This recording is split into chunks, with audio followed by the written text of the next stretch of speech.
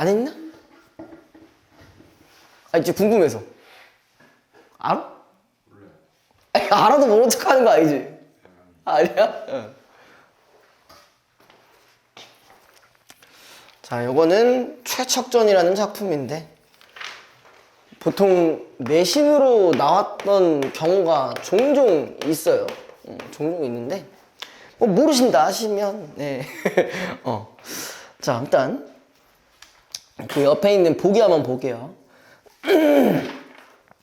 자, 임진왜란 등 16세기 말 17세기 초 동아시아에서 발생한 전쟁들은 각국 백성들의 삶에 심대한 순환을 초래했다라고 되어 있어요. 뭐 이거는 뭐 쉽게 생각하면 됩니다. 우리가 전쟁이라는 것 자체가 결론적으로 어떤 일들이 생겨요? 전쟁으로 인해서 가족들이 해체되고, 그죠?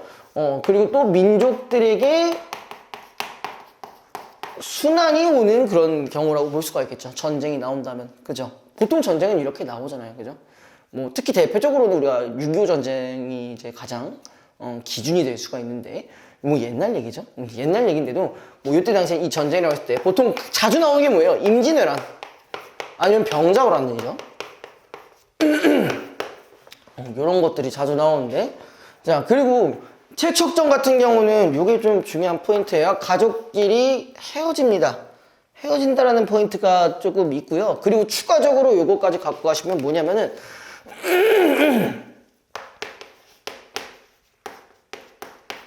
자, 만남과 이별이 반복되는 구조예요. 반복되는 구조. 그래서 보통 이런 것들이 반복된다라는 이야기는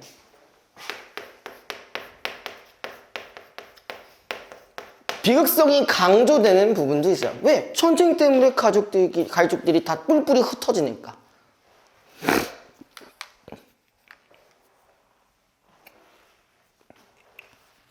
근데 방금 이 보기에서의 포인트는 뭐가 있었냐면 이런 말이 있었어요. 각국이라는 말이 나왔어요. 이게 조선에서에만 끝나는 문제가 아니에요. 조선에서에만 끝나는 게 문제가 아니라 여긴 일본도 나오고요, 중국도 나오고요, 안남이라는 국가가 나옵니다. 안남이라는 곳이 어디냐면 현재 베트남이에요. 쌀국수 맛있겠네요. 아무튼 이러한 역사를 반영한 대표적인 작품인 조이한의 최척전이다. 최척에게서 체험의 전말을 전해 듣고 이 작품을 썼다는 후기로 보면은 이 작품이 실제 체험에 바탕을 둔 인물들의 이산과 귀향의 과정. 자, 이산이 뭐예요? 이산 가족 들어보셨죠? 그 이제 헤어지는 거죠. 가족과 헤어지는 것을 이산이라고 하고, 그 그린 유랑의 서사임을 알 수 있다. 특히 서사 공간이 조선을 포함하여 아시아 여러 국가에 걸쳐 있고, 아까 말씀드린 부분, 국가 간 갈등을 넘어선 개인 간의 인간적 배려 및 전쟁의 참상에 대해 각국 백성들이 보인 인류애적 연민, 밑줄 쳐보자. 각국 백성들이 보인 인류애적 연민. 자, 그러면요, 각국의 백성들이 그런 연민을 보여줬다는 얘기는 그럼 일종의 이렇게 보실 수 있어요. 보편적인 감정이라고 볼 수 있는 거죠. 그러니까 전쟁으로 인해 가족들이 헤어졌다는 거에서 뭐 어떤 국가든 다 연민을 느끼기 때문에 우리가 보편적인 감정이다, 이렇게 생각해 볼 수가 있어요. 이거 같은 경우는 어디 나라든 상관이 없이 다 그런 걸 불쌍하게 보는 거니까요. 그래서 아무튼 이런 부분에 대해서도 형상화하고 있다는 것이 주목할 만하다라고 되어 있습니다. 자, 그래서 여기 인류애적인 하는 사람들이 일본에도 있고요, 중국 측에도 있습니다. 일본에는 이제 누구냐면은 이제 뒤에 나올 건데 도누라는 사람이 있고요. 중국에는 주우라는 사람이 있습니다. 도누, 돼지랑 소. 아무튼 원래 얘가 어떤 거냐면은 임진왜란 때문에 이렇게 헤어진 거라고 했잖아요. 근데 그 최척이라는 사람이, 그러니까 여기서 아내가 이 일본군에 붙잡혀요. 근데 얘가 약간 좀 불쌍하게 여겨서 얘를 데려와서 막 자기 막 일도 시켜주고 막 장사도 알려주고 막 그랬단 말이에요. 그리고 반대로 최척 같은 경우는 중국 쪽으로 올라갑니다. 헤어지고 나서 중국 쪽으로 올라가는데 이 사람이 도와줘요. 그러니까 거기서 도와주다가 이제 둘 다 장사를 똑같이 배운단 말이에요. 일본과 중국 다 각국에서. 그래가지고 지금 무역을 하려고 어디로 오냐? 아까 얘기했던 베트남으로 오는 거예요. 베트남. 안남이라고도 하는데. 근데 여기에서 이 그 최척과 아내가 우연히 만나게 돼요. 우연히 만나게 돼. 이미 한 번 헤어졌죠? 그 다음에 이제 마지막 만남인 거죠, 그쵸? 이런 식으로 이루어진다. 대충 이렇게 보시면 됩니다. 자, 바로 본문으로 넘어올게요. 자, 경자년 늦봄 최척은 주와 함께 배를 타고 이곳저곳을 돌아다니며 차를 팔다가 마침내 안남에 이르게 되었다. 이때 일본인 산선 10여여 격척도 강어기에 정박하여 10여일을 함께 머물게 되었다. 이게 이제 고전소설에 자주 나오는 우연성에 해당하는 부분이죠. 날짜는 어느덧 4월 보름이 되어 있었다. 하늘에는 구름 한 점 없고 불은 비단결처럼 빛났으며 바람이 불지 않아 물결 또한 잔잔하였다. 이날 밤이 장차 깊어가면서 밝은 달이 강에 비치고 옅은 안개가 물 위에 어리었으며 뱃사람들은 모두 깊은 밤에 빠지고 물새만이 간간히 울고 있다. 이때 문득 일본인 배 안에서 연보라는 소리가 은은히 들려왔는데 그 소리가 매우 구슬펐다. 최척은 홀로 선창에 기대어 있다가 이 소리를 듣고 자신의 신세가 처량하게 느껴졌는데 그래서 즉시 행장해서 자 거기 밑줄 피리를 꺼내서 자 얘네들도 만나는 게 되게 재밌습니다. 자 피리를 꺼내가지고요 이제 뭔가를 이제 곡조를 지금 부르고 있어요. 몇 곡을 불어서 가슴속에 맺힌 회한을 풀었다. 때마침 바다와 하늘은 고요하고 구름과 안개가 거치니 애절한 가락과 그윽한 흐느낌이 피리소리에 뒤섞여서 맑게 퍼져나갔다.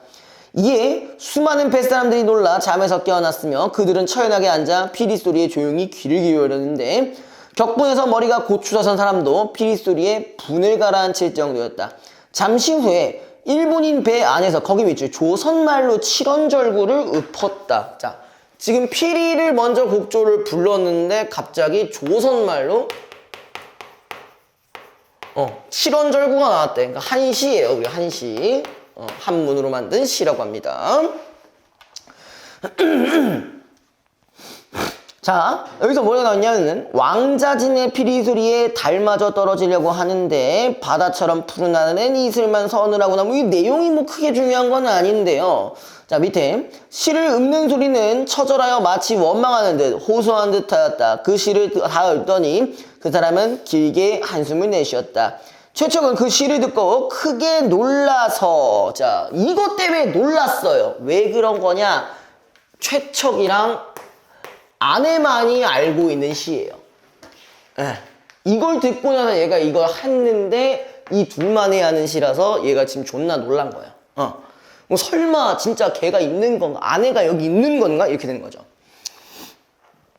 그래서 이를 보고 주우가 말했다. 어디 안 좋은 곳이라도 있는가? 최척은 대답을 하고 싶었으나 목이 메고 눈물이 떨어져 말을 할 수가 없었다. 시간이 조금 흐른 뒤에 최척은 기운을 차려 말했다.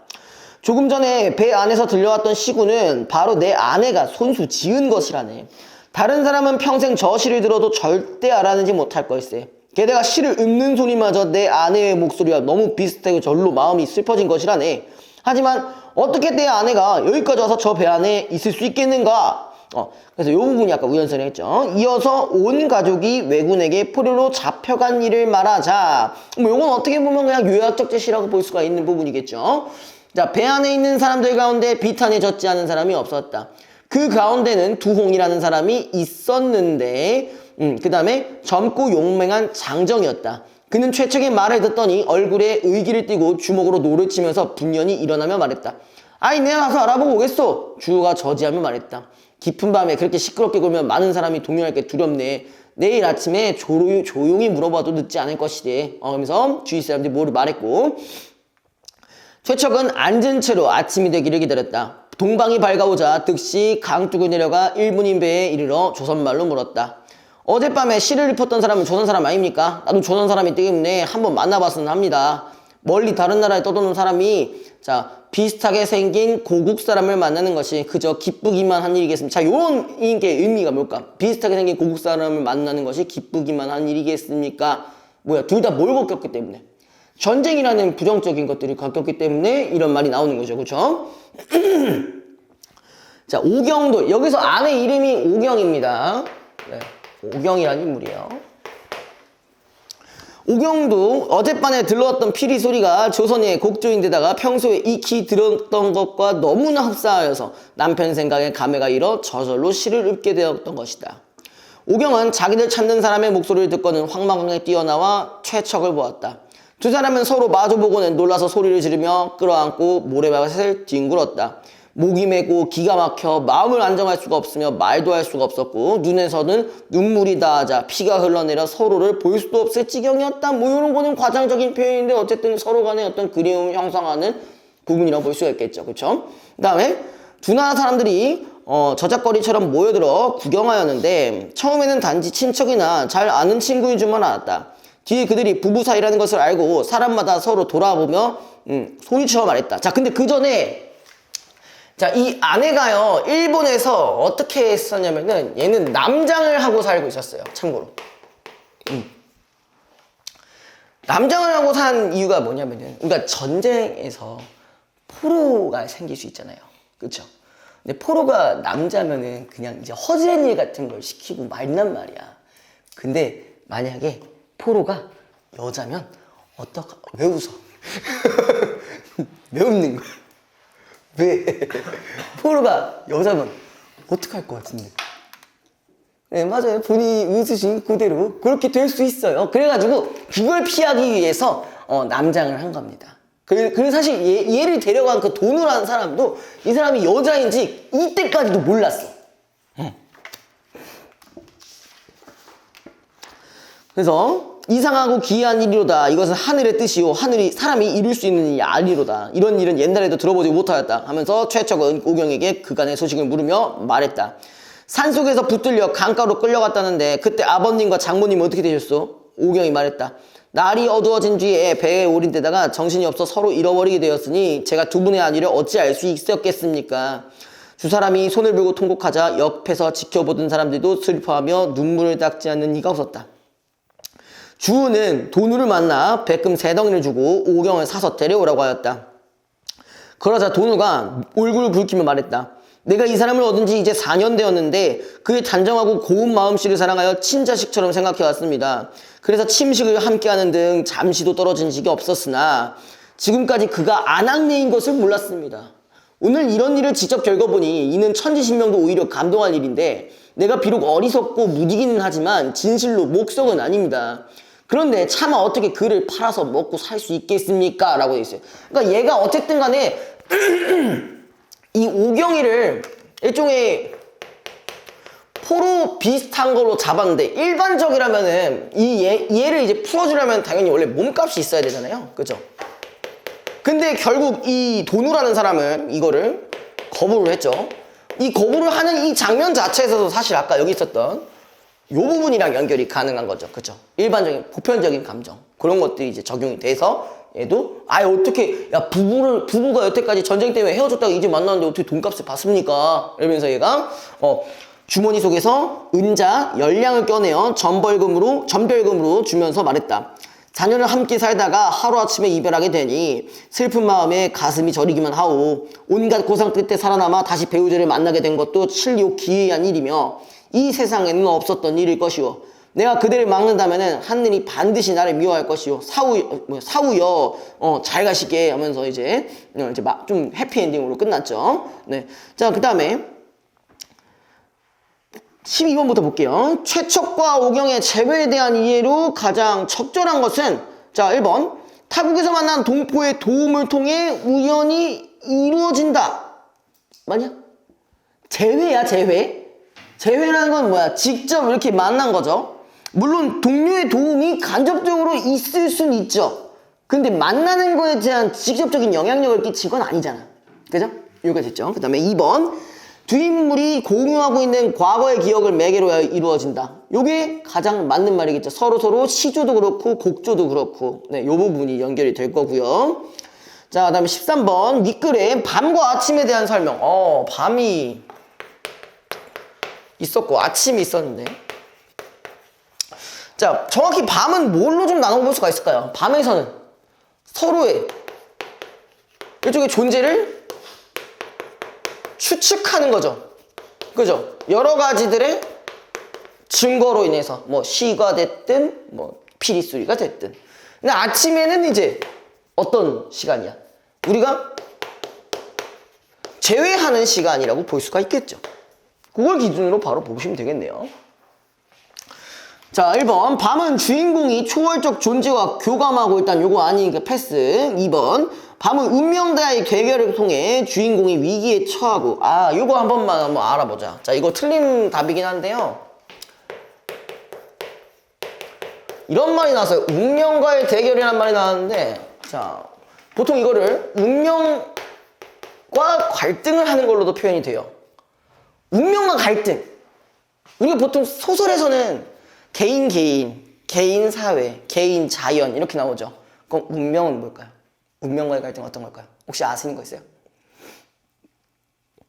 알아? 처음 들어봐? 너 처음 들어봐? 진짜 쉽게 얘기하면 요거 들어보신 적 있어요? 역마살 이런 거 들어본 적 있어? 아, 이것도 처음 들어봐요? 쉽지 않네. 역마살이라는 게 있는데, 이게 뭐냐면요, 이게 있는 사람은, 그러니까 사주에 나오는 거예요. 사주에. 이게 있는 사람은 계속 여기저기를 돌아다녀야 되는 삶이야. 떠돌아다녀야 되는 삶이에요. 일종의 떠돌이의 삶인데, 근데 만약에 이 사람이 이런 삶을 살지 않아, 그러니까 이런 운명을 타고났는데 이런 삶을 살지 않으면 어떻게 되냐면은 막 어디가 아파, 막 말을 못해, 맨날 우울해. 진짜 있는 일이라고. 왜 누가 그런 애가 있어? 친구 되게 많으신가 봐요. 아니 그렇다니까. 왜 평생이 왜? 응? 생각나는 친구가 또 있어? 그래요. 그래서 아무튼 이걸 우리가 하나의 운명이라고 생각을 해볼 때, 요것을 우리가 거부를 하게 되면요, 그 운명을 수용하기 전까지 계속 시련과 고난을 줍니다. 진짜요. 실제로도 이 수능 작품에도 있습니다. 모의고사와 관련된 작품에도 있어요. 뭐가 있냐면은 역마라는 작품이 있고요. 그 다음에 이거는 좀 알 수도 있어. 메밀꽃 필 무렵.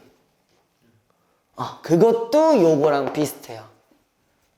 물론 결은 좀 다르긴 하지만 거기 있는 경우도 이제 아들이랑 아버지가 원래 서로 몰랐다가 나중에 이제 알아채잖아. 그냥 눈치로.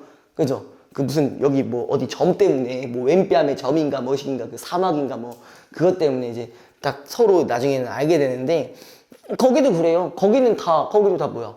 아버지 자체가 역마살이에요. 떠돌이로 돌아다닐 수밖에 없어. 근데 웃긴 건 뭐야? 아들도 그러고 있잖아. 아버지가 그런 운명을 타고났으니 그게 아들한테도 전달이 되는 거야. 아들도 그걸 해야 돼. 어쨌든 간에 이런 걸 안 하는 경우에는 아까처럼 뭐 아프거나 그럴 수가 있다. 그 역마 같은 경우도 거기에 이제 얘네 엄마가, 여기 주인공 엄마가 그 아빠랑 살짝 그 시장에서 어떻게 만나가지고, 네 그랬어요. 예, 그랬고 그랬다. 헨젤이 그랬대. 뭐 이런 거 있잖아. 아무튼 그런 걸 했어요. 근데 아버지 되는 사람은 떠돌이 상황이라 임신한지도 모르고 그냥 간 거야. 근데 이제 아들을 낳았어. 그럼 아빠 없는 아들인 거잖아요. 그 롤에서 자주 언급되는 없냐? 근데 그게 아들이잖아요. 그 아들이 이제, 그래도 그 아들도 이제 떠돌이의 약간 그런 낌새가 보이니까 얘만큼은 그렇게 키우고 싶지가 않은 거야. 자기 버릴까봐. 그래가지고 시장에서만 있으라, 여기 장터에서만 있어라, 어디 나가지 마라 했다가 이제 아까 고꼴이 나는 거예요. 그래가지고 얘가 거의 뭐 죽을 것 같은 상황까지 가니까 엄마가 어쩔 수 없이 그래 더 이상 이제 묶여있으면 안 되겠구나 해가지고 너 혹시 필요한 거 있냐? 라고 딱 물어보니까 바로 그 아들내미가 엄마 나 여판 좀 맞춰줘 막 이래. 이 여판 엿이 그 있잖아요. 그 호박엿 그런 거 있잖아요. 그게 상징이 뭐냐면은 엿을 파는 사람들은 항상 그 시장들을 여러 지역을 돌아다녀요. 아마 여러분들이 뭐 그런 걸 봤을지는 모르겠는데 아파트에서 살다 보면은 가끔 1년에 한 번씩 그런 무슨 막 시장 같은 거 존나 크게 열린 다음에 막 엿장수도 오고 막 그런 게 여긴 없으시겠죠? 있어요? 아, 다행히 있네요. 처음에 물어봤을 때 뭐, 아니, 그런 기억이 없대. 그래가지고. 아무튼. 그래서 결국은 얘가 여판을 맞춰주고 나서 그때서야 이제 운명을 수용하니까 막 이렇게 신나가지고 막 저기 밖을 나가고 막 그랬던 장면이 있었습니다. 그래서 결론적으로 운명과의 갈등이라는 건 운명을 거부했을 때 이런 시련과 고난을 겪게 되는 걸 운명의 대결이라고 해요. 이해됐어요? 저도 몇 가지가 있는데 저는 일단 확실한 건 전 역마살은 확실히 있어요. 저 진짜 맨날 돌아다녀요. 진짜 제가 막 학원만 일단 2개고 이제 다음 달부터는 3개예요. 징글징글 어디 이렇게 왔다 갔다 하는 거야. 홍길동이야 뭐. 여기 갔다 저기 갔다 저기 갔다 그러고 있습니다. 그리고 또 이제 가끔은 제가 개인 수업할 때도 있어가지고 거기로 또 이동할 때도 있고 진짜 이동 진짜 많이 합니다. 네. 제가 차를 이제 1년 가까이 탔는데 벌써 거의 한 17,000km 막 이렇게 이 정도 많이 타는 거거든요. 보통 13,000 타거든요. 네, 되게 많이 탔어요. 하여튼 뭐 그것도 있고 그리고 이제 또 그런 거 들어본 적 있어요? 도화살 들어본 적 있어요? 도화살? 그 이제 뭔지 아세요? 아, 그래요? 이 도화살이 뭐냐면은 많은 사람들의 관심을 받는 그런 이제 운명이에요. 그래서 옛날에는 되게 안 좋게 이제 해석이 됐었거든요. 옛날에는 여자가 도화살이 있으면은 인생 망한다 막 이러면서 이제 남자들이 너무 붙어 다니니까 막 괜히 남자들끼리 막 경쟁 나가지고 막 인생이 파멸될 수도 있다 막 이런 식으로 얘기하는데 요즘 같은 경우는 좀 변한 게 지금 도화살은 약간 그럼 많은 사람들의 관심을 받을 수 있는 운명이니까 인플루언서 이런 거 완전 좋겠네요 막 이런 거야. 특히 연예인들이 그런 게 많이 있대요. 사람들의 이목을 끌 수 있는 그런 운명. 뭐 저도 뭐 그런 거 같긴 한데. 어쨌든 직업 자체가 내가 잘생겨서가 아니라 이 직업 자체가 이제 사람들 앞에서 이제 말하고 뭐 관심이 끌어야 되잖아요, 그렇죠? 네, 잘생겨서 그렇다는 거 아니에요, 알겠죠? 아무튼 그런 게 있는데 아무튼 다시 돌아가서 운명과의 대결 얘기하는 데 좀 나왔는데 아무튼 주인공이 위기에 처했다. 대결 자체를 한 적이 없고요. 3번 밤은 폐쇄적인 공간에서 새로운 계획이 구상되고 아침은 개방적인 뭐 또 전혀 상관이 없는 부분이죠. 자, 4번 밤은 인물의 내면적 갈등이 점진적으로 심화되고 아침에는 그 내면적 갈등이 비화된다. 뭐 갈등 자체가 생기진 않았죠. 5번 밤은 주인공이 새로운 상황을 맞이하면서 서사적 긴장이 조성되고 그치 새로운 상황이라는 게 뭐예요? 아내인가 약간 축축되는 그런 상황이었던 거죠. 그쵸? 그 다음에 아침은 극적 장면이 펼쳐지면서 그러니까 재회를 하게 되면서 그 긴장이 해소되는 시간이다. 5번은 정답입니다. 자, 그 다음에 14번 선지만 바로 볼게요. 자, 경자년 4년 등은 최척과 오경이 겪어야 했던 전란과 유랑 체험이 역사적 실제성, 그치? 경자년 4년 실제성과 연결이 가능하겠죠. 자, 2번 처절하게 시를 읊고 한숨까지 내신 것은 시가 오경 자신의 이산과 유량 체험을 계기로 이어진 것임을 알려준다. 이거 맞냐? 오경 자신의 이산과 유랑 체험을 계기로 만든 게 아니라 그 이전에 남편과 이제 했던 걸 경험으로 한 거잖아요. 그죠? 그래서 2번이 틀렸습니다. 자, 쭉 볼게요. 조선말, 조선의 곡조 등이 사건 전개에 중요한 역할을 하는 것은 최척 부부의 재회가 외국에서 이루어지고 있기 때문이다. 그치? 안남이라는 공간에서 이루어졌어요. 4번, 최척 가족의 이산의 사연을 듣고 주변 사람들이 눈물을 흘린 것은 전쟁의 참상에 대한 인류애적인 면, 보편적인 면, 그렇죠? 보편적인 연민을 보여준 사례다. 5번 돈우가 백금을 받고 오경을 파는 대신 오히려 오경에게 전별금을 주며 안타까이 보낸 것은 국가 간 갈등을 넘어선 인간적 배려를 보여주는 사례다. 이것도 맞는 말이겠죠. 자, 다음 걸로 넘어가 봅시다.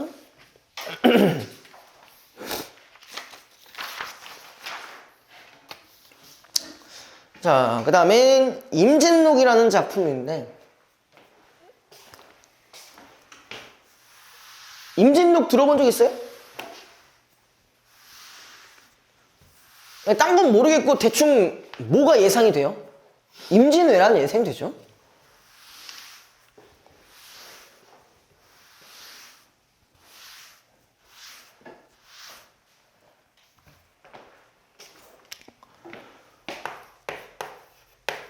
이것도 전쟁과 관련된 소설입니다. 근데요, 자, 우리가 임진왜란을 결국 어떻게 됐냐? 이겼냐? 졌냐? 아, 이거 정치적 발언인가? 좀 그런가? 어쨌든 그럼 중요한 건 뭐야? 임진왜란으로 인해 우리가 피해를 많이 받은 건 맞죠? 맞죠? 아까도 언급했지만 민족의 순환이 있었단 말이에요. 민족의 순환 혹은 상처가 있었단 말이에요.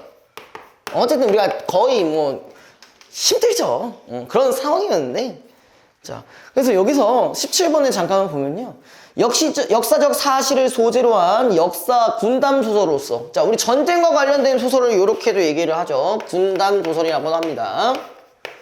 쉽게 말해서 뭐야? 군담, 군대 썰. 군대 썰이 전쟁과 관련되는 거니까. 자, 그 다음에 이런 말이 있습니다. 역사에 허구를 더해. 임진록은 좀 특이한 부분들이 있어요. 자, 허구가 있습니다. 허구적인 요소가 좀 많아요. 그래서 이걸 통해 전란으로 인해 상처받은 거기 밑줄, 민족적 자존감을 보상하면서, 이렇다는 얘기는 우리가 전쟁으로 인해 민족들이 상처받았다는 것도 볼 수 있겠죠. 근데 이거를 자존감을 보상한다는 얘기는 일종의 이 이야기를 통해서 뭘 하고 싶다는 거야. 여러분 소위 말로 뭐라고 볼 수 있어? 무슨 승리? 그렇죠. 저 외국노 아니에요? 아니 제가 외국노가 아니라 정신적인 승리를 한다는 얘기예요. 알겠죠? 저 외국노 아닙니다. 다시 한번 얘기하지만. 자, 아무튼 전란의 피해와 책임에 대한 민중들의 생각과 정서를 반영하고 있다. 이를 위해 신이한 능력 미주셔시고요. 주인공을 통해 조선인의 우월성을 드러내거나 그 다음에 역사적 근거가 부족한 가공의 사건을 형상화하기도 한다. 자, 누가 나오냐면요, 여기에 사명대사라는 인물이 나옵니다. 사명대사라는 인물이 약간 좀 어떤 사람이냐? 우월한 사람이에요. 근데 실제로 이 사람은 실제 조선시대 인물입니다. 의병장을 했던 사람이에요. 임진왜란 때. 특히 임진왜란 때는 그때 당시에 그 종교가 유교였잖아요. 근데 그때 전란이 일어났을 때는 절에 있는 많은 스님들이 전쟁에 이렇게 참여하고 의병장으로 이제 참여하고 그랬던 적이 좀 있어요. 근데 이제 어쨌든 얘가 실제 존재했던 인물을 언급을 하는데 얘가 좀 우월한 인물로 바꾼 거야. 약간 막 번개도 내려칠 수 있고 막 신과 교감도 가능하고 어지간하면 안 죽고 뭐 이렇게 바뀌어요. 그럼으로써 이제 누구를 참교육하냐? 가공의 시간을 형성한다니까. 자, 이걸 기반으로 하는 거거든요. 그래서 일본 황제를 뭐하냐? 참교육 시켜버립니다. 완전히 참교육 시켜버려요.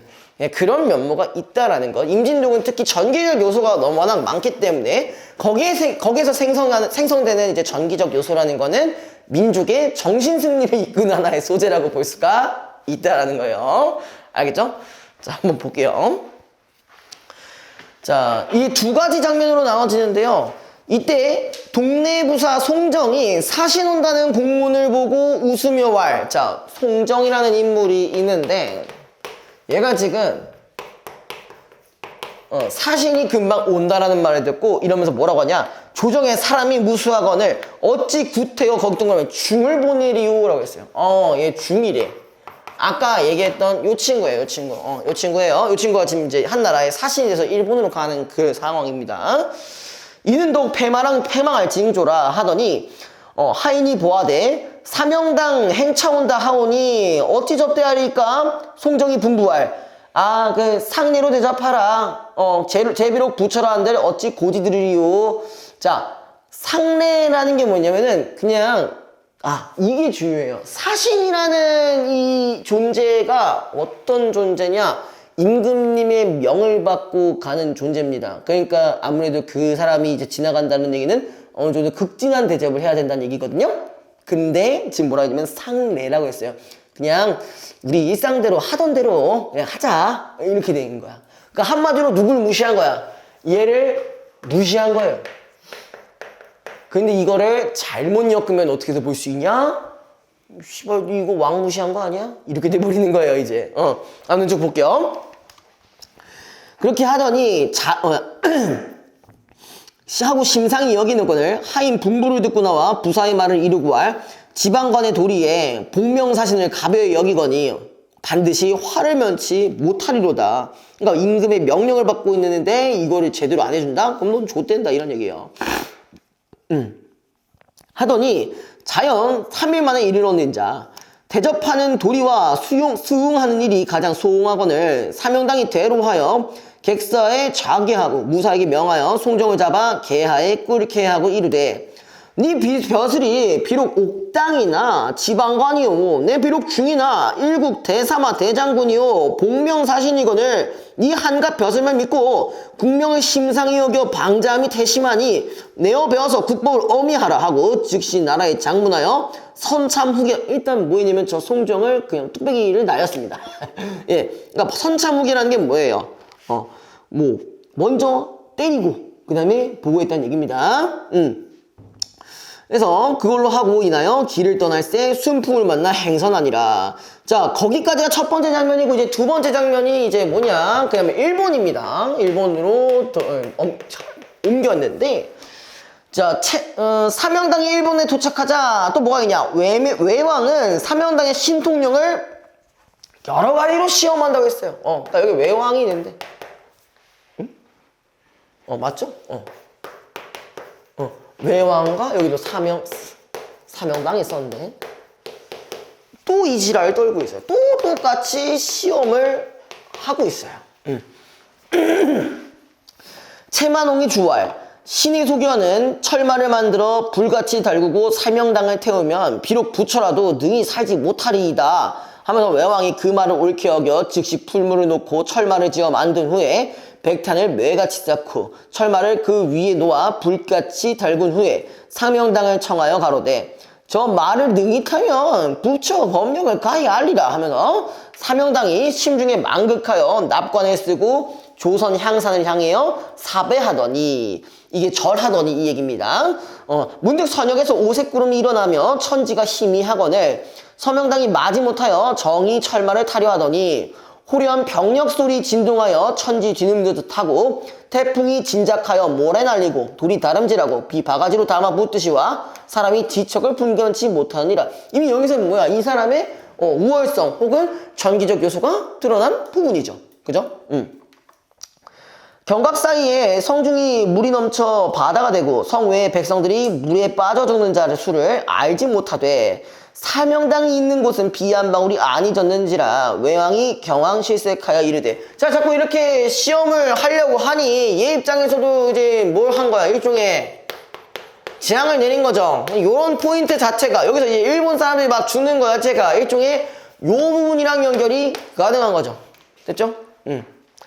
자, 어찌하여 천의를 안정하리오 예구상서 한자경이 주할 처음에 신의 말씀 들었사오면은 어찌 오늘날 환이 있으리까 방금 사세를 생각하고 올 건데 조선에 항복하여 백성을 평안히 한만 갖지 못하나이다. 이게 실제랑 너무 다른 부분이죠. 그죠? 외왕이 자경의 말을 듣고 마지못하여 항서를 써보내니 사명당이 높이 좌하고 삼의 용왕을 호령하더니 문득 보아되 네 나라 황복받기는 내 손아귀에 있거니와 외왕의 머리를 베어 상에 바쳐 들어라. 만일 그렇지 아니하면 일본을 멸하여 산 것을 하나도 남기지 아니하리라. 내 돌아가 외왕의 자세히 이르라. 그러니까 이것도 이상한 전개죠. 일본 왕의 뚝배기를 날려본다고 했으니까. 사자 돌아가 전말을 고하니 외왕이 이 말을 듣고 머리를 숙이고 능히 할 말을 못하거늘 관백이 주왈.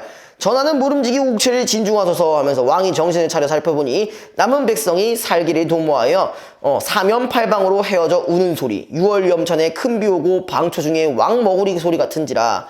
왕이 이 광경을 보니 만신이 떨려 능히 진정치 못하거늘 관백이 다시 가자고 하니까 사명당께 드리니 사명당 이 항서를 보고 대책할 네 왕이 황복할진데 일찍이 황서를 드릴 것인데 어찌 가물수학을 소리로 하느냐 하면서 용왕을 불러 이르되 그대는 얼굴을 드러내어 일본 사람을 보게 하라 하면서 용왕이 공중에서 이 말을 듣고 사람의 머리를 베어들고 소리를 변역같이 지르고 운무중에 몸을 드러내니 사명당이 관백에게 왈. 자, 너 빨리 돌아가서 외왕에게 일러 용의 거동을 보게 하라. 그래서 관백이 돌아가 그대로 고하니 외왕이 창왕 중 눈을 들어 하늘을 치밀어 보니 중천에 삼룡이 구름을 피우고 사람의 머리를 베어들었으니 현세의 산악 같고 고기 비늘이 어지러이 이거 뭐 다 전기적 요소니까 그냥 넘어갈게요. 그래서 아무튼 본국보화를 다 바치고 황표를 올려 애걸하소서. 그래서 왕이 즉시 이진거를 향하여 황표를 올린데 사명당이 되로왈. 네 나라 임금의 머리를 베어들어라. 한데 마침내 거역하니 일본을 무찌러 혈천을 만들리라 하고 인하여 육환장을 들어. 이게 육환장이 뭐냐면은 그냥 지팡이 정도로 생각하시면 됩니다. 공중을 하여 축수하더니 문득 뇌선병력이 진동하여 상악이 무너지는 듯 천치 컴컴하니라. 외왕이 이때를 당하여 사몬이 흩어지며 700이 달아나니라. 그러니까 얘는 흔적도 없이 사라진 거야, 외왕은. 그러니까 사실 뭐 내용 자체는 뭐 별로 어려운 부분은 없었는데 사실 요 얘기를 좀 하고 싶어서 잠깐 요걸 한번 제가 언급을 한 겁니다. 자, 15번.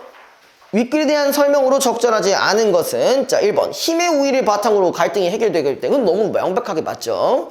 2번 인물의 외양을 묘사하여 성격을 제시하고 있다. 자 일단 뭐 외양을 묘사했다고 한다면은 얘가 그 뭐 빡빡이 깎은 머리가 그 있어야 되는데 그런 부분 아예 없었고 그러면은 뭘로 인해 성격이 드러났냐. 아까 처음에 뭐가 있었냐.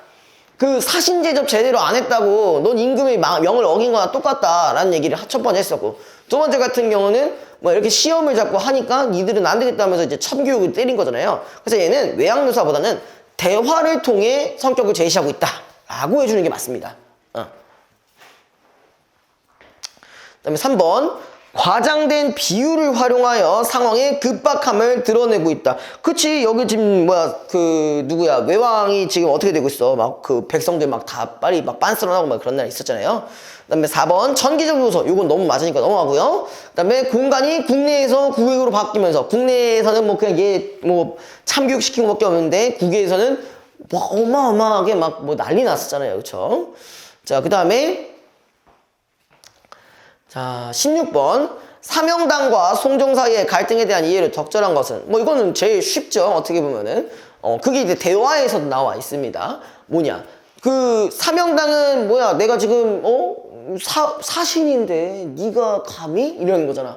근데 이제 송정 같은 경우는 뭐야 그냥 얘가 지방관이라는 신분을 이행해서 한 거니까 5번이 제일 적절하겠죠. 그쵸? 그 다음에 17번 자 1번부터 볼게요. 사명당의 복수를 통해 국토가 유린되는 과정에서 받은 민중들의 고통을 보상하고 있다. 이거는 정신승리 연결 가능하고요. 자 2번 초인적 능력을 지닌 사명당의 모습을 부각하여 외에 대한 조선인의 우월성을 드러내고 있다. 아까 우월함이라는 말이 있었죠. 그죠?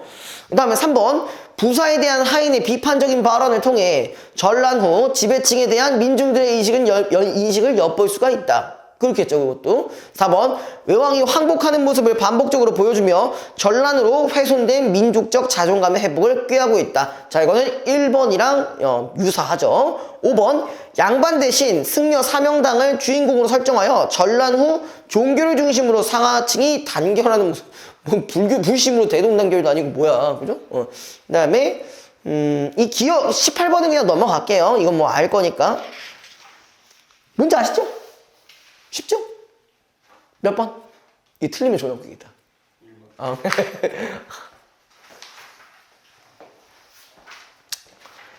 자, 그 다음에 211페이지. 요거는 보통 2학년 때 내신으로 나오기도 하는 작품들 중에 하나고요.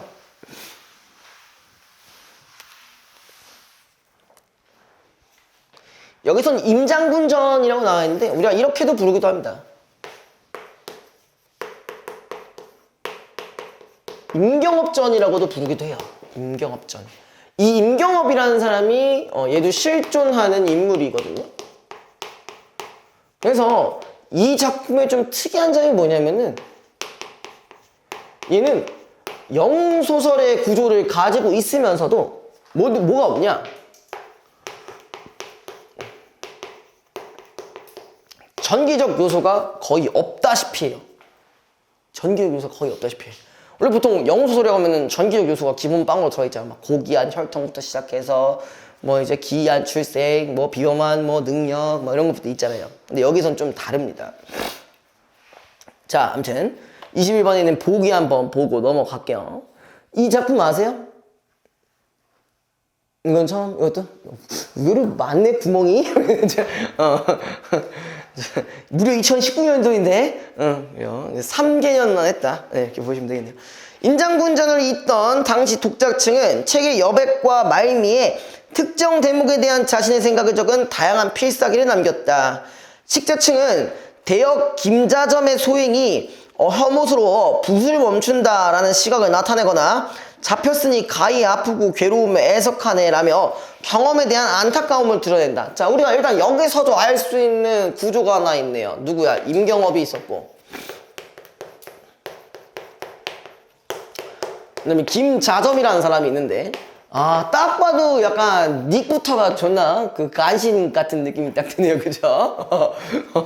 자, 그래서 한편 평민층은 슬프다 임장군이여 남의 손이 죽으니 어찌 천운이 아니랴 라며 숙명론적인 반응을 보이거나 조회하고 나오는 것을 문외무사로 박살하니 그 아니 가엾지 아니리오. 이게 마지막 장면에 뭐가 있냐면은 어쨌든 임경업이 그 김자점에 의해서 그 모함 같은 걸 받아가지고 감옥 생활을 합니다. 근데 이제 임금이 이 사실을 뒤늦게 알아가지고 얘를 이제 포박하고 막 참교육을 하고 얘를 이제 감옥에서 나와서 임금과 인사를 하고 임경업이 그거 끝나고 이제 나가는데 얘가 나가자마자 한 10대 명의 무사들이 이 새끼를 그냥 죽여버렸어.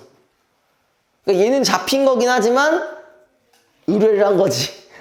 암살을 한 거죠, 그죠?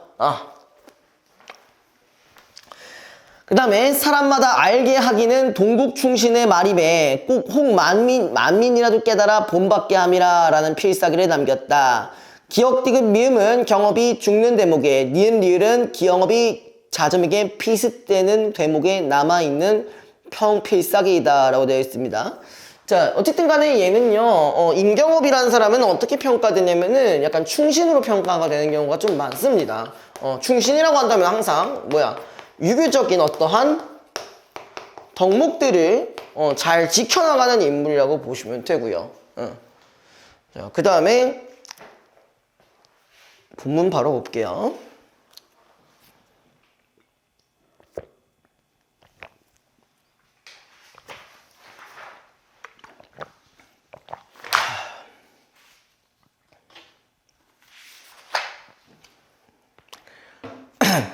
자, 자점이 신복을 보내 거짓 조서를 전하고 옥에 가두니 경업이 옥에 갇혀 생각하되 세자와 대군이 어찌 내일을 모르고 구치 아니시는구 하며 쥐야 번민하여 목이 말라 물을 찾는데 옥절이 자점의 부촉을 들은 고로 물도 주지 아니하여 경업이 더욱 화나더니 전옥 관원은 거기도 보면 강직한지라 경업의 애매함을 불쌍히 여겨 경업대로 장군을 역적으로 잡음이 다 거기 비추 자점의 흉계니 이런 얘기들은 워낙 뻔한 클리셰죠. 자, 잘 주선하여 누명을 벗으라.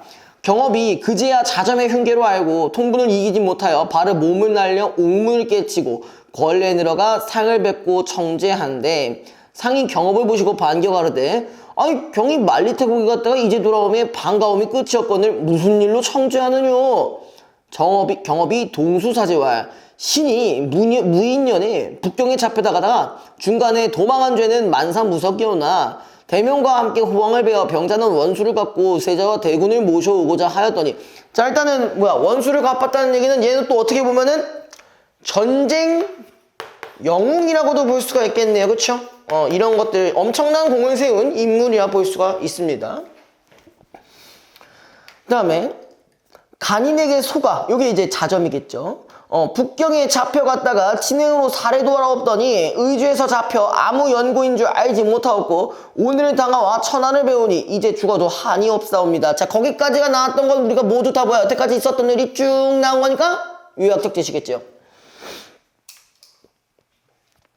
그 다음에 상이 들으시고 대경하사 신하더러 경업을 무슨 죄로 잡아온고 하시고 자점을 배초하사 실사를 물으시니 자점이 속이지 못하여 경업이 역적이옵기로 잡아가지고 개달코자 하였나이다. 경업이 대로하여 고성됨에 이 몹속 역저가 들으라 벼슬이 높고 국력이 족하거늘 무엇이 부족하여 모반한 마음 주어 나를 해코지 하느뇨. 자점이 듣고 무언이거늘 상이 놓아여 경업은 삼국의 유명한 장수요 또한 만고 충신이거든 네가 무슨 일로 죽이려 하느뇨 하시고 자점과 함께한 자를 금부에 가리고 경업은 물러가 시기하라 하시다가 경업이 사은하고 퇴궐할세 자점은 걸문 밖에 나와 신복 수십 명을 매복하였다가 경업이 나옴을 보고 불시에 달려들어 난타하니 경업이 아무리 용맹한들 손에 촌철이 없는지라 여러 번 맞아 중상함에 자점이 용사들을 분부하여 경업을 오게 가지고 금부로 가니라. 진짜 씨발 좀 너무하네 진짜 그죠? 이제 대군이 시자더러 문활 임장군이 입성하였으나 지금 어디 있느뇨? 시자가 대활 소인 등은 모르나이다. 대군이 의심하여 박비 입궐하여 경업의 겨처를 못돼 상이 수마를 이르시니 대군이 수활 자점이 이런 만고충신을 해야 하오니 이는 역적이라 엄치 마소서 하고 명의를 기다려가 친히 경업을 가보려 하시더라. 차시 경업이 자점에게 매를 많이 맞아 1000명이 지나게 되어 분기대발하여 신음하다 죽으니 4년 48세요 기축 9월 26일이라. 자 이거 마지막 좀 보면요 요거 같은 경우는 약간 묘비명과 좀 비슷한 형식이라고도 합니다. 4년 어째 48세고 6월 언제 죽었다 이런 말들.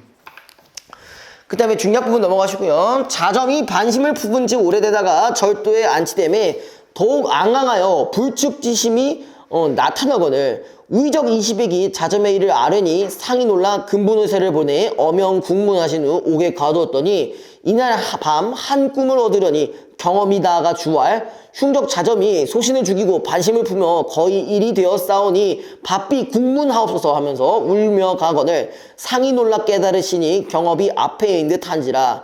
상이 슬픔을 이기지 못하시고 날이 밝음에 자점을 올려 국문하시니 자점이 자복하여 역심을 품는 일과 경업을 모해한 일을 승복하거늘 상이 놓아여 자짐의 삼족을 다하네요. 저작거리에서 죽어라 하시고 그 동료를 다 문제하라 이런 말들이 결국 나중에 참교육을 그냥 하게 된다라는 거예요.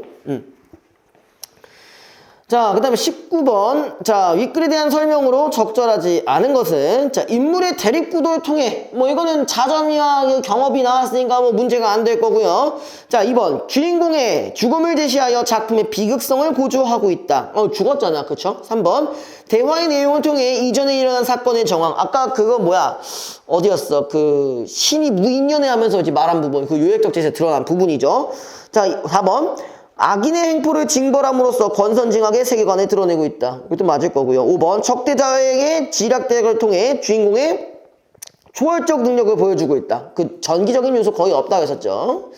자, 20번 윗글에 대한 이해로 적절한 것은 1번 자, 경업은 옥에 갇히기 전부터 거짓 조서 때문에 자점의 흉계를 알고 있었다기보다는 모르고 일단 갇힌 거죠. 2번 옥졸은 자점의 부탁을 받고 경업의 죄를 상에게 밀고 한 게 아니라 경업이 직접 했습니다. 그죠? 3번 대군은 자점을 의심하여 경업에게 옥에 갇힌 경위를 물었다. 그런 적은 없죠. 자점을 의심했는지도 몰랐어. 의심을 하고 물어본 게 아니라 옥에 갇힌 경위를 물어봤는데 경업이 얘기했으니까 자점이 그랬구나라는 걸 알게 된 거잖아요. 그죠? 4번 우의정 20액은 경업이 옥에 갇힐 만한 정보를 상에게 제공한 게 아니라 김자점이 족같이 했어요 라는 부분을 얘기한 거잖아요. 그죠? 5번 상은 꿈에 나타난 경업의 발언 이후 자점의 자복을 받아내었다. 이 자복이라는 거는 자백 같은 겁니다. 자, 그 다음에 21번에 선지만 볼게요. 비를 읽은 식자층. 비가 아까 뭐냐? 그 죽은 부분이네요. 그쵸? 자, 얘는요, 기억을 통해 자점의 행위에 대해 부정적 평가를 내리고 있다. 맞죠? 충분히 연결 가능하죠. 죽었다고 했으니까. 2번, A를 읽은 식자층. 이거는 뭐야? 무사한테 썰리는 장면이죠. 니은을 통해 경업의 실현에 대한 안타까움을 나타내고 있고, 맞고. B를 읽은 평민층은 디귿을 통해 경업의 죽음이 자점 때문임을 알고 있으면서도 그의 죽음에 대해 운명론적인 태도도 보이고 있다. 근데 선지만 보면 아닌 것 같아 보이지만 자 거기 위에 디귿 밑에 봐봐. 이런 말이죠. 숙명론적인 반응을 보이거나 있었죠. 맞죠? 그럼 요거는 연결이 가능하죠. 일반적으로 이게 뭔 소리가 싶을 텐데.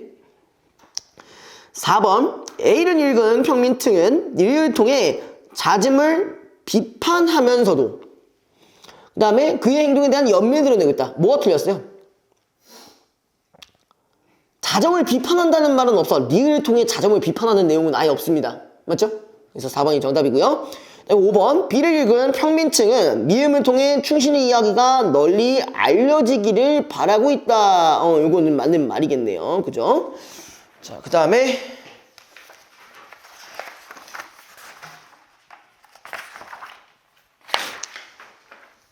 잠깐 쉬었다 합시다. 근대 이후 서양의 철학자들은 과학적 세계관이 대두하면서 이전과는 달리 인과를 물리적 작용 사이의 관계로 국한하라는 경향을 보였다. 자, 인과라는 게 뭐야? 일반적으로 뭐야? 원인과 결과잖아요. 그쵸? 근데 이거를 오로지 뭘로 인해? 물리적인 부분으로만 국한하려고 했대. 왜? 뭐 때문에 그런 거야? 이것 때문이죠? 과학적 세계관에 대두되면서 라는 얘기를 했었기 때문에 여기 연결이 될 거예요. 문제는 흉이 지적했듯이 인과관계 그 자체는 직접 관찰할 수 없다는 것이다. 원인과 결과에 해당하는 사건만을 관찰할 수 있을 뿐이다. 가령 추위 때문에 강물이 얼었다는 직접 관찰할 물리적 사실을 진술한 게 아니다. 그래서 인과가 과학적 개념인지에 대한 의심이 철학자들 사이에 제기되었다. 자, 이런 부분 때문에 계속 의심이 생겨나고 있었고요. 그러고 나서 이제 나온 게 이 인과를 과학적 세계관에 입각하여 이해하려는 시도가 뭐다? 과정이론이라는 말이 있었습니다. 과정이론이라는 것 자체는 그러니까 인과적 관계랑 연결이 된다는 얘기겠죠. 그죠? 자, 야구공을 던지면 땅 위에 공 그림자도 따라 움직인다. 공이 움직여서 그림자가 움직인 것이지, 그쵸? 그림자 자체가 움직여서 그림자의 위치가 변한 것은 아니다. 과정이론은 이 차이를 다음과 같이 설명하는데, 과정은 자 이렇게 나와 있어요. 과정이라는 것은 시공간적 궤적이라는 말이 있습니다. 궤적. 시공간적 궤적. 그 다음에 날아가는 야구공은 물론이고 땅에 멈추어 있는 공도 시간은 흘러가고 있기 때문에 자 거기 밑줄 쳐보자. 멈춘 상태도 뭐라고? 시간은 흘러가기 때문에. 그래서 멈춘 것도 궤적이라고 볼 수가 있다. 뭐 공이 멈추어 있는 상태도 자 거기 과정인 것이다 라고 있고요. 그런데 모든 과정이 인과적 과정은 아니다. 어떤 과정은 다른 과정과 한 시공간적 지점에서 만나는데, 그러니까 이게 뭐야? 일종의 과정과 과정 사이에 겹치는 부분이 있다는 거죠. 그렇죠? 이 겹치는 부분을 우리가 뭐라고 한다? 교차한다고 했어요. 교차. 과정이 두 가지가 한 번에 있는 경우에는 교차인데, 만약 교차해서 표지, 자 표지란 말도 나왔고요. 이거 좀 중요합니다. 이거 그대로 받아들이실 필요가 있어요. 즉 대상이 변화된 물리적 속성이 도입되면 자 표지라는 거는 표지로 인해서 어떤 물리적 속성이 변화되면 그게 인과과정이라고 되어 있어요.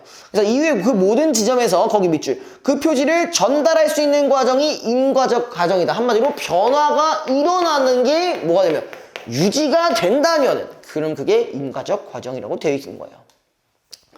자, 가령 바나나가 A 지점에서 B 지점까지 이동하는 과정을 과정 1이라고 하자. 자, 과정 1은 이제 바나나가 A에서 B로 옮겨져 가는 이런 과정. 그 다음에 자, A와 B의 중간 지점에서 중간 지점에서 지금 뭐가 있었냐면은 한 입 베어내는 과정 2가.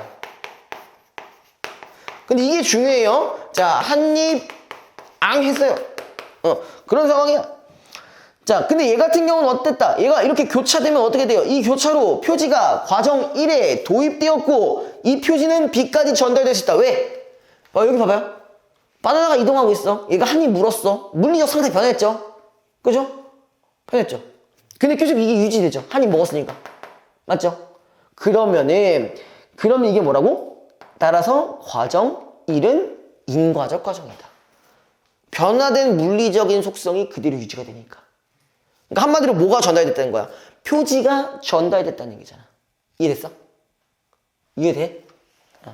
이런 걸 인과적 과정이라고 하는데, 근데 한편 바나나의 그림자가 스크린이 생긴다고 하자. 바나나의 그림자가 스크린상의 A 지점에서 B 지점까지 움직이는 과정을 과정 3이라고 하자. 자, 이번에는 과정 3은 어떠냐? 자, 바나나가 그림자입니다. 여기로 이동하는 거예요. 정확히 여기 그림자로 구분을 시킬게요. 자, 그림자고요. 그 다음에 그런데 과정 1과 과정 2의 교차 이후 스크린상의 그림자 역시 변한다. 왜? 그 베어 물었으니까, 그죠? 그런데 A-와 B- 사이의 스크린 표면의 한 지점에 울퉁불퉁한 스티로폼이 부착되는 과정 4가, 자, 여기 중간에 뭐가 있다고? 스티로폼이 있대요. 이게 지금 뭐야? 과정 4인데, 자, 얘는 일단 결론적으로 얘기하면 인과적 과정이 아니야. 왜? 방금 얘기했던 걸 기준으로 보면 왜 아닐 것 같아? 인과적 과정이. 유지가 안 돼서? 맞아요. 우리가 이것만 기억하시면 된다. 표지라는 건 표지가 물리적 속성이 유지가 되는지 안 되는지에 따라 달라지거든요. 근데 얘는 요 구간에서만 변화가 있을 뿐이잖아. 그치? 말 그대로 일시적인 변화일 뿐이에요. 한마디로 유지가 안 되니까, 그래서 얘는 결론적으로 인과적 과정이 아닌 거예요. 되니? 자, 그 지점을 지나가면은 그림자는 다시 원래대로 돌아오고 스티로폼은 그대로이다. 이처럼 과정 3은 다른 과정과의 교차로 도입된 표지를 전달할 수 없다. 그러니까 표지를 전달할 수 있으면 인과적 과정, 그걸 전달할 수 없으면 인과적 과정이 아니다.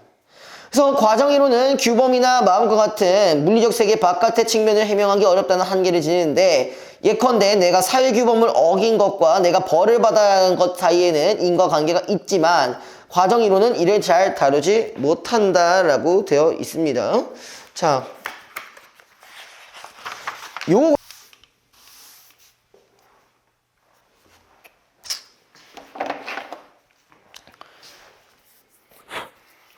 자, 볼게요. 우리는 가끔 평소보다 큰 보름달인 슈퍼문을 보게 된다. 실제 달의 크기는 일정한데 이러한 현상이 발생하는 까닭은 무엇일까? 이 현상은 달의 공전 궤도가 타원 궤도라는 점과 관련이 있다. 그래서 타원은 두 개의 초점이 있고 두 초점으로부터 거리를 합한 값이 일정한 점들의 집합이다. 두 초점에 가까울수록 원 모양에 가까워지는데, 타원에서 두 초점을 지나는 긴 지름을 가리켜 장축이라고 하는데, 자, 두 초점의 거리를 장축의 길이를 나눈 값을 20률이라고 한다. 일단 요 부분만 봐도 갑자기 정리할 거 많을 것 같아가 조금 귀찮을 것 같은데요. 그냥 우리는 요것만 쳐다보면 됩니다. 초점이 가까울수록 20률은 작아진다라고 되어 있어요. 일단은 하나 갖고 가면 돼요. 초점이 가까우면, 그러면은 요거랑 관계돼서 20률도 작아진다. 일단 요거 하나 갖고 가고요. 자, 달은 지구를 한 초점으로 하면서 20률이 약 0.05인 타원 궤도를 돌고 있다. 이 궤도의 장축상에서 지구로부터 가장 먼 지점을 원지점, 가장 가까운 지점을 근지점이라고 한다. 근데 지금 여기에 이런 게 나왔어요. 원지점, 근지점이라는 게 나왔어요. 그리고 태양도 태양 같은 경우는 용어가 좀 다른 거 아세요? 방금 봤어요? 원일점, 근일점으로 나왔거든요. 근데 요게 참고로 2017년 수능에 비스무리한 게 하나 나왔는데 세종의 별자리 계산 같은 게 있었어요. 그러니까 월식을 계산하는 뭐 방법 뭐 그런 게 있었거든요. 거기서도 요 개념이 나오기는 해요. 근데 그게 이제 한 정답률이 15%짜리 문제가 하나 있었거든. 뭐가 나오냐면은 우리가 행성 같은 경우를 대부분 구로 보기 때문에 그 구는 입체 도형이고, 그리고 걔네들도 하나하나 껍질이 존재해서 걔네들은 뭐 구껍질이라고 한다 뭐 그런 게 있어요. 멘붕 많이 당하시겠죠, 그죠? 아무튼 지구에서 보름달은 약 29.5일 주기로 새 천체가 태양, 지구, 달의 순서로 배열될 때 볼 수가 있는데, 이때 보름달이 근지점이나 근처에 위치하면은 슈퍼문이 관측된다. 그쵸? 우리가 근지점이니까 가까이 있으니까 우리가 관찰 크기도 커지는 거지, 맞죠? 맞아요? 요거 그렇게 보면 되는 거죠. 슈퍼문은 보름달 중 크기가 가장 작게 보이는 것보다 14% 정도 크게 보이는데, 이는 지구에서 본 달의 겉보기 지름이 달라졌기 때문이다. 지구에서 본 전체 겉보기 지름을 각도로 나타내는 것을 각지름이라고 하는데, 관측되는 천체까지의 거리가 가까워지면 가까워질수록 각지름이 커진다. 예를 들어서 달과 태양의 경우 평균적인 각지름은 각각 0.5도 정도이다 라고 돼 있어요. 일단은 하나 또 가까운 경우, 여기 같은 경우는, 근지점인 경우는 각지름이 크다라는 걸 유추해 봤을 때, 여기로 가면 갈수록 각지름이 적어진다라는 관계만 일단 갖고 가시고요. 그 다음에 지구의 공전궤도에서도 이와 같은 현상이 나타난다. 지구 역시 태양을 한 초점으로 하는 타원 궤도로 공전하고 있으므로 궤도상의 지구의 위치에 따라 태양과의 거리가 다르다. 그 다음에 마찬가지로 지구도 공전궤도의 장축상에서 태양으로부터 가장 먼 지점과 가장 가까운 지점을 갖는데, 이를 각각 원일점과 근일점이라고 한다. 지구와 태양 사이의 이러한 거리 차이에 따라 일식 현상이 다르게 나타나는데, 새 천체가 태양, 달, 지구의 순서로 늘어서고 달이 태양을 가릴 수 있는 특정한 위치에 있을 때 일식 현상이 일어나는데, 이때 달이 근지점이나 그 근처에 위치하면은 대부분의 경우 태양면의 전체 면적이 달에 의해 완전히 가려지는 개기일식이 관측된다. 일단 요것만 요거 먼저 보자고요. 자, 달이 근지점으로 오게 되면은 각지름이 커지니까 더 크게 보이겠죠, 일단. 여기까지 맞아요? 자, 그 다음에 하지만 일식이 일어나는 같은 조건에서 달이 원지점이나 그 근처에 위치하게 된다면은 대부분의 경우 태양면이 달에 의해 완전히 가려지지 않아. 그치? 원지점으로 가니까 더 관찰 크기가 줄어드는 거 아니야. 그쵸? 얘가 원지점으로 가고 버리니까. 그죠? 그 다음에 이러한 원일점, 근일점, 원지점, 근지점의 위치는 태양행성 등 다른 천체들의 인력에 의해 영향을 받아 미세하게 변하는데, 지구 공전궤도의 20률은 약 0.017인데 일정한 주기로 20률이 변한다. 천체의 다른 조건을 고려하지 않을 때 이제 20률만이 현재보다 작아지면은, 그럼 이건 뭐야? 근일점은 현재보다 멀어지며, 그럼 이거는 하나 더 갖고 갈 수 있는 거죠. 이거랑 20률이 작아지면 여기서 근일점은 멀어지고, 그리고 원일점은 가까워지니까, 그럼 상대적으로 위치도 더 멀리 보인다는 얘기죠. 맞죠? 이해했어요? 자, 그 다음에 이는 달의 공전궤도상에 있는 근지점과 원지점도 마찬가지다. 그리고 이거랑 반대인 현상도 일어난다는 거죠. 20률이 반대로 커지면은 이게 가까워지고 얘가 멀어진다는 얘기잖아. 그죠? 그것만 갖고 갔으면 뭐 크게 어려웠던 부분들은 없었을 거예요. 일단 기본적으로 달, 3번 같은 경우는 아까 그 말한 대로 달 자체가 원지점에 있기 때문에 네, 태양보다 당연히 작을 수밖에 없죠. 그죠? 됐죠? 26번은 괜찮아? 다른 거 괜찮아? 자, 그 다음에 마지막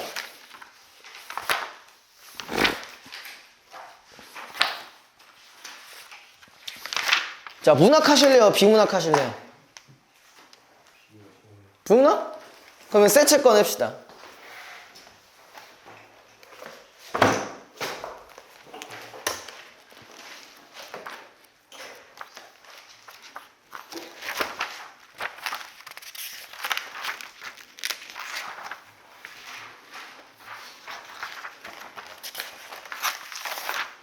좀 짧은 거 할게요. 28페이지.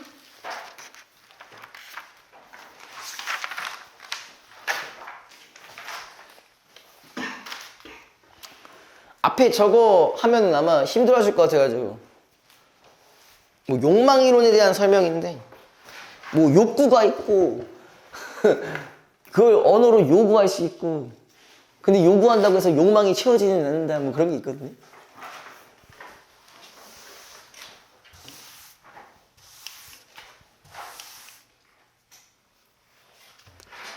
자, 봅시다.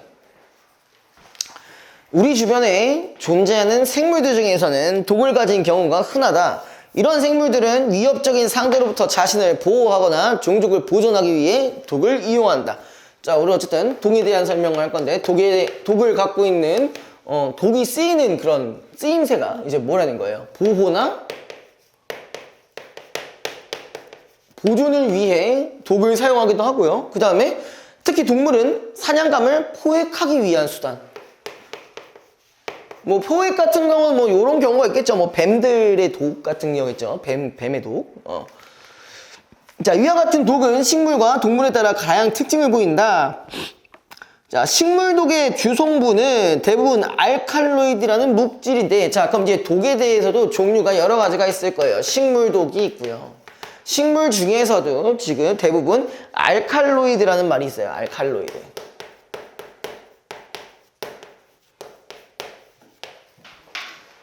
여러분들 무 다 잊고 하시죠?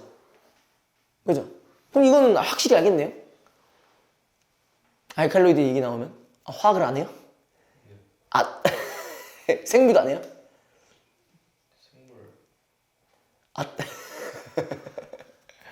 아 그래요? 만약에 근데 화학을 하셨다 라면 바로 배경 지식 써먹을 수 있죠. 알칼로이드는 염기성입니다.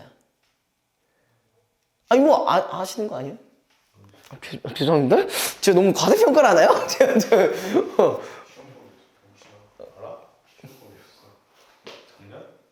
통과?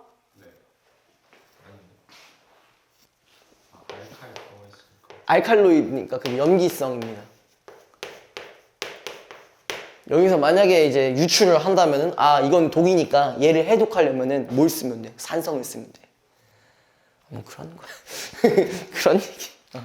자, 어쨌든 뭐 그러는데, 자, 이는 질소를 함유하는 염기성 유기화합물을 일컫는 것으로 그 예에는 추구꽃의 아코니틴과 흰 독말풀의 아트로핀이 있다. 아코니틴과 아트로핀은 모두 동물의 신경계에서 근육에 가해진 자극이나 뇌가 내린 명령에 관한 정보가 전달되는 것을 방해한다. 근데 지금 두 가지를 하필 언급을 했다라는 것은 두 가지 차이가 있다라는 얘기겠죠. 그죠? 아코니틴이 있고 그리고 아트로핀. 근데 아마 아트로핀은 많이 들어봤을 거예요. 그쵸? 이거는 왜? 아, 그래? 군대 가면 볼 수도 있어요. 군대 가면요. 여러분들 이제 훈련 중에 제일 싫은 게 뭘까요? 화생방 훈련이라는 게 있습니다. 그게 이제 뭐냐면은 이제 화학 테러 발생 시 우리가 어떻게 해야 되냐라는 그게 나오는데, 뭐 여러분들이 진짜 만약에 한다는 화생방이라고 한다면 사실 뭐 인체에 무해한 것들이 있습니다. 그걸로 하긴 해요. 근데 이제 그게 족 같은 거는 존나게 가렵다는 거. 존나게 가렸고 숨 쉬면 좆된다는 거. 근데 방독면 쓰고 하면 사실 문제가 안 되는데 방독면을 벗고 갑자기 뭐 하냐 노래 부르라고 합니다. 이 씨바 새끼들. 막 애국가 1절부터 4절까지 쳐 부르라고 해요. 그러면 이제 그걸 이제 부르는 순간 이제 숨이 턱턱 막혀옵니다. 그럼 캑캑거려요. 일단 숨 쉬기가 힘들어요. 그리고 만약에 내가 이게 존나 간지러워져요. 간지러운데 이걸 긁으면 순간 좆됩니다. 왜? 거기에 분자의 구조들은 갈고리 모양처럼 생겼거든요. 그러니까 여기까지 긁어버리는 거야. 이 피부 같은 거를 아예. 존나게 가렵습니다. 근데 어쨌든 그거 하면서 이론적인 설명을 할 때 뭐가 나오냐면은 만약에 내가 화학 테러에 노출되는 경우에 아트로핀을 쓰라고 해요. 그걸 맞게 되면은 화학 작용이 좀 덜해진다. 좀 덜 아프다. 이게 어쨌든 그거야. 신경 전달 물질을 방해한 거니까 통증이나 그런 것들이 좀 완화될 수가 있다라는 거죠. 그래서 실제로 그때 당시에 이제 화생방 할 때 어떤 키트 같은 걸 준단 말이에요. 거기에 아트로핀 주사라는 게 있습니다. 네. 이제 몇 년 남으셨죠? 이제 한 3년 남으셨죠? 저는 이미 군대는 다 끝났습니다. 예비군도 끝났어요. 저는 이제 여러분들이 일컫는 민방위 아저씨가 되는 거예요. 이제 민방위 아저씨예요. 학교에서 사이렌 울리면 이제 그거 가서 해야 돼. 막. 옛날에 그랬는데 요즘 그런 건 없는 것 같아요. 아무튼간에 이 두 친구는 둘 다 뭐라고? 신경 전달 신경을 전달하는 것을 방해한대요.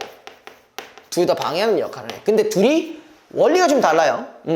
먼저 아코니틴은 신경세포의 나트륨 이용 통로를 계속 열어두기 때문에 얘는 통로를 계속 열어둬. 통로 오픈이에요. 이온 통로를 열어두기 때문에 나트륨 이온을 세포 안으로 다량 유입시킨다. 이로 인해 이온의 농도 차이에 의한 나트륨 이온의 이동이 정상적으로 일어나지가 않아 전기 신호인 활동 전이가 신경세포에서 일어나지 못하게 된다. 그러면은 아세틸콜린이 분비되지 않아 결국 호흡곤란으로 이루어질 수 있다. 그래서 통로를 계속 열어놓고 그 다음에 아세틸콜린이라는 친구가 안 나오다 보니 그래서 호흡곤란이 일어날 수도 있다. 라는 게 첫 번째 아코니틴에 대한 설명이고요. 자, 그 다음에 하지만 적정량을 사용하면 진정효과 등의 양리작용이 있기 때문에 아코니틴을 진통제 성분으로 이용하기도 한다. 한편 아트로핀은 부교관 신경의 시냅스에서 아세틸콜린 대신에 아세틸콜린 수용체와 결합함으로써 비슷하지만 달라요. 얘는 통로를 열어놓는다면은 얘는 아세틸콜린 그냥 수용체랑 결합을 해버려요. 효과는 똑같은데 방식이 다른 거죠. 오케이? 그러면서 그 다음에 여기 결합함으로써 아세틸콜린의 작용을 방해한다. 여기서 아세틸콜린은 활동 전이에 의해 신경세포 말단에 있는 시냅스 후포에서 분비된 이거 싹 다 무시해야 돼요. 다른 신경세포로 정보를 전달하는 물질인데 아세틸콜린의 분비가 억제되거나 아세틸콜린이 아세틸콜린 수용체와 결합하지 못하면은 신경의 흥분이 억제되어 근육은 이완되지만까지만 볼게요. 자, 어쨌든 얘랑 결합하면서 이 부분도 똑같은 거지. 맞죠? 자, 그 다음에 또 어떤 정보가 또 있었냐면은 신경 흥분이 그러니까 신경이 억제되면은 뭐가 나왔어요? 근육이 이완되지만 그지? 그러니까 상태가 좀 이제 삐리삐리한 걸로 그냥 할게. 근데 이제 반대인 경우도 있다는 거죠. 그럼 신경이 존나게 흥분하게 되면은 근육도 수축하게 된다는 거네요. 그죠? 강력해진단 말입니다. 그러니까 여러분들이 여기서 봐봐. 말들을 수축이니 이완이니 그렇게 어렵게 이게 언제 다 쓰고 자빠져 있어요. 그냥 그럴 땐 단순하게 만들어주시는 게 최고입니다. 이런 식으로 해주는 게 제일 좋아요. 자, 아무튼 간에 아트로핀은 아세틸콜린의 화학 구조가 유사하기 때문에 아세틸콜린 수용체와 결합함으로써 시냅스에서 이루어지는 정보 전달을 방해하게 된다. 이를 이용해 아트로핀은 일부 독의 해독제로 쓰이기도 한다까지가 지금 식물에 대한 이야기. 얘네는 요 차이점만 알고 계시면 끝나는 거예요. 됐죠? 자, 그 다음에 이제 식물 끝났고요. 이제 동물에 대한 얘기 나옵니다. 자, 반면 동물독은 독의 성질이 제각기 다른데 대표적으로 뱀의 독에는 주로 단백질 계열. 자, 그 중에서 누구? 뱀 같은 경우. 뱀은 단백질이래요. 단백질 계열이고요. 5, 60종의 성분이 있으며 뱀마다 독의 작용에도 큰 차이가 있다. 코브라에게 몰리면은 오피오톡신이 시내스에서 아세틸콜린 수용체와 결합해서 근육으로의 전보 전달이 방해된다. 자, 예를 들어서 우리 코브라 같은 경우는 지금 이거는 누구랑 좀 유사해. 얘랑 좀 유사하네. 그죠? 아세틸콜린 수용체와 결합한다고 했잖아 방금. 맞죠? 맞아요. 얘도 수용체와 결합한다. 그러면은 얘는 결론적으로 이제 요 원리는 비슷하다라는 거. 그 다음에 이와 달리 살무사에게 물리면 크로탈로톡신이라는 독이 혈액 내의 혈구세포와 혈소판 등을 파괴한다. 이로 인해 근육이 괴사되고 출혈이 멈추지 않아 죽게 된다. 자, 그러니까 두 번째 살무사 같은 경우는 그냥 뒤져요. 그냥 썩어. 괴저가 일어난대. 썩어버린대. 그죠? 내가 괴저란 말 썼나? 괴저란 말 왜 했지? 괴사되는 거야, 그냥. 그냥 그 괴사랑 비슷한 말이에요. 자, 아무튼 간에 한편, 보거는, 자, 이번에는 두 번째 보거. 보거독은 많이 들어보셨죠? 테트로도톡신. 그 보고 잘못 보면 뒤지는 거죠. 그래서, 아무튼, 얘는 뭐라고 돼 있어? 알칼로이드 계열의 독소를 쓰고 있어. 얘는 알칼리예요. 요거 부분은 좀 얘랑 유사한 부분이 있네요. 그쵸? 보고독 같은 경우는. 아무튼, 테트로도톡신은 신경세포의 나트륨 이용 통로를 차단함으로써, 얘는 이렇대요. 얘는 통로를 차단해. 자, 얘는 통로를 열어놓고, 얘는 통로를 차단해요. 요거랑 관계되는 문제들도 충분히 있을 수 있겠죠. 자, 나트륨 이온이 들어오지 못하기 때문에 활동 전이가 전이가 일어나지 않는다. 이로 인해 아세틸콜린이 분비되지 않는다. 그러니까 통로를 과도하게 열어도 분배가 안 되고 차단을 해도 분배가 안 되고. 됐어요? 이렇게 된다.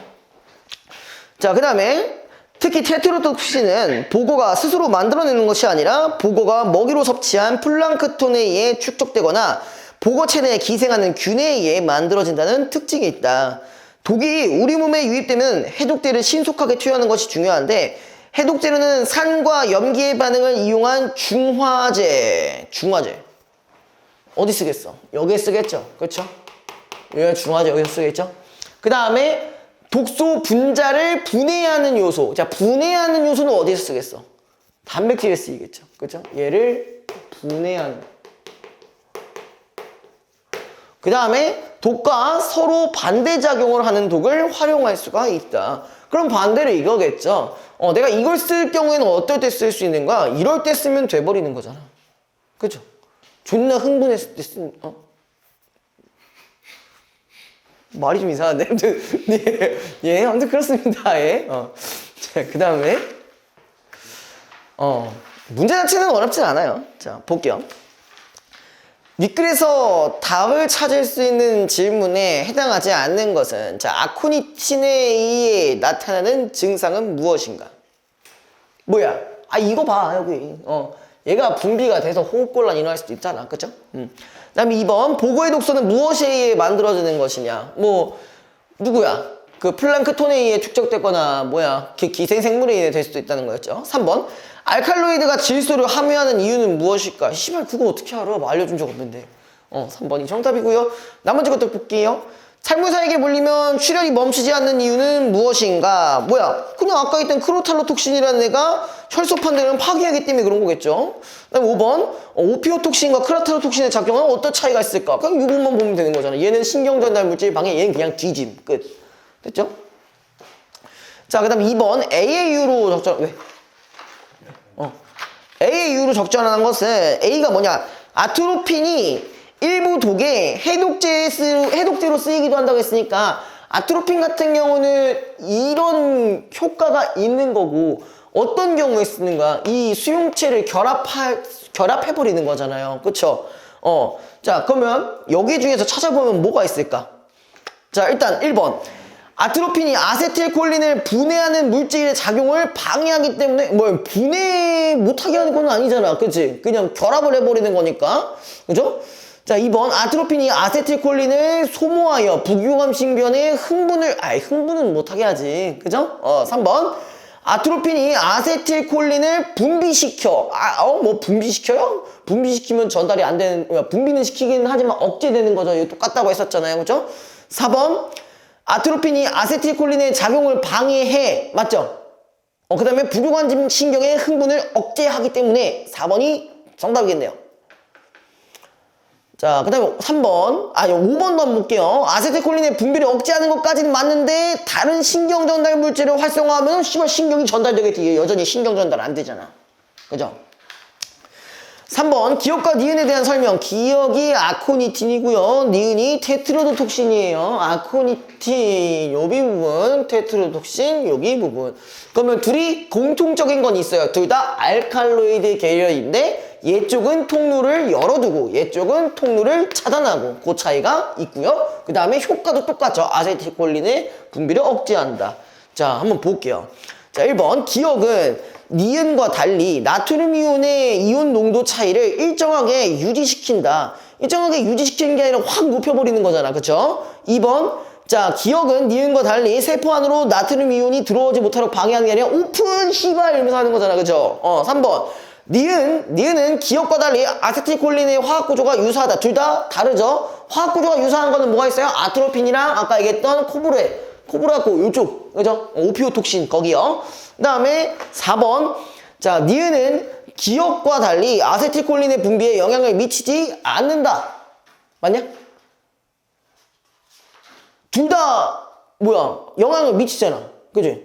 5번 기억과 니은은 모두 신경세포에서 활동 전이가 일어나지 못하게 방해한다가 공통적인 거네요. 5번이 정답이고요. 자, 그 다음에 4번 볼게요.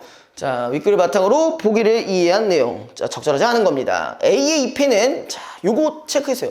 알칼로이드 체크. 그 다음에 강한 쓴맛 때문에 동물에게 먹히지 않는다. 밑줄 쳐주시고요. 그럼 이거는 독의 어떤 목적이에요? 보호 목적이죠. 맞죠? 그 다음 보호라고 써주시고요. 그 다음에 스코폴라민이 몸속에 들어오면은 아세틸콜린 수용체가 얘도 그럼 얘랑 유사한 느낌이 있네요. 결합된다라는 거 기억하시고요. 그래서 멀미약의 성분으로 이용된다. 자, 그 다음에 B는 꼬리에 있는 독침에서 분비되는 단백질 동그라미.